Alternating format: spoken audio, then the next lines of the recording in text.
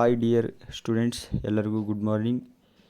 ನಮ್ಮ ಶಿಕ್ಷಣ ಇಲಾಖೆಯಿಂದ ಒಂದು ಶುಭ ಸುದ್ದಿ ಬಂದಿದೆ. ಅದೇನೆಂದರೆ, ಈ ಒಂದು ಶಾಲಾ ಕಾಲೇಜುಗಳ ಒಂದು ರೀಓಪನ್ ಬಗ್ಗೆ ಒಂದು ಮಾಹಿತಿನ ಕೊಟ್ಟಿದ್ದಾರೆ.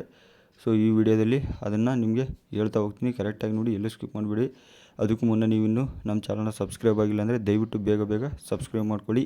ಒಂದು ಏನೇ ಅಪ್ಡೇಟ್ ಸಿಕ್ಕರೂ ನಿಮಗೆ ಒಂದು ಇಮಿಡಿಯೇಟ್ಲಿ ತಲುಪಿಸೋ ಕೆಲಸನ ನಾನು ಮಾಡ್ತಾ ಇರ್ತೀನಿ. ಬನ್ನಿ ನೋಡಿ.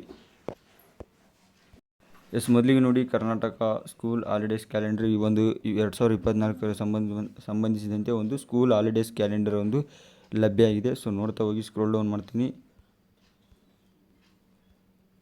ನೋಡಿ, ಮೊದಲಿಗೆ ನಿಮ್ಮ ಒಂದು ಶಾಲಾ ಕಾಲೇಜುಗಳ ಪ್ರಾರಂಭ ದಿನಾಂಕ ಹೇಳ್ತೀನಿ.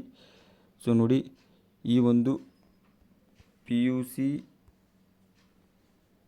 ಆ್ಯಂಡ್ ಒಂದು ಡಿಗ್ರಿ.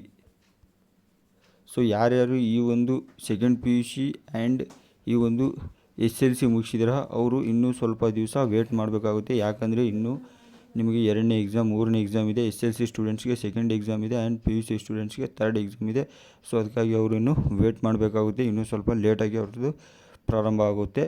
ಇನ್ನು ಮಿಕ್ಕಿದ್ದು 1 to 9th standard and first PUC ಯಾರು ಮುಗಿಸಿ ಸೆಕೆಂಡ್ PUCಗೆ ಹೋಗ್ತಾಯಿದ್ದೀರಾ ಅವರಿಗೆಲ್ಲ ಬೇಗನೆ ಸ್ಟಾರ್ಟ್ ಆಗುತ್ತೆ ಕ್ಲಾಸಸ್ಸು. ನೋಡಿ, ಈ ಒಂದು 1 to 9th ಮುಗಿಸಿದವ್ರಿಗೆ ಬೇಗನೆ, ಅಂದರೆ ಈ ಒಂದು ಮೇ 27ರಿಂದ ನಿಮ್ಮ ಒಂದು ಅಕಾಡೆಮಿಕ್ ಇಯರ್ ಸ್ಟಾರ್ಟ್ ಆಗುತ್ತೆ. ನೋಡಿ, ಮೇ 27ಕ್ಕೆ ಈ ಒಂದು ಯಾರು 9th-ಇಂದ 10th ಹೋಗ್ತಾಯಿದ್ದೀರಾ, 8th-ಇಂದ 9th ಹೋಗ್ತಾಯಿದ್ದೀರಾ, 7th-ಇಂದ 8th ಹೋಗ್ತಾಯಿದ್ದೀರಾ, ಅವರ ಎಲ್ಲ ಒಂದು ಕ್ಲಾಸಸ್ಸು ಮೇ 27ರಿಂದ ಸ್ಟಾರ್ಟ್ ಆಗುತ್ತೆ.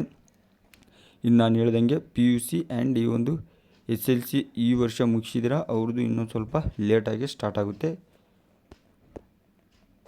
ನೋಡ್ತಾ ಹೋಗಿ, ಈ ಒಂದು ಕ್ಯಾಲೆಂಡರ್ನ ಈ ಒಂದು ಲಿಸ್ಟ್ ಇದೆ. ಇನ್ನೂ ತುಂಬ ಬೇರೆ ಲಿಸ್ಟ್ ಇದೆ. ಇದೊಂದು ಓನ್ಲಿ 22 ಡೇಸ್ ಮಾತ್ರ ಇದರಲ್ಲಿರೋದು ನಾನು ಕೊಟ್ಟಿರೋವಂಥದ್ದು.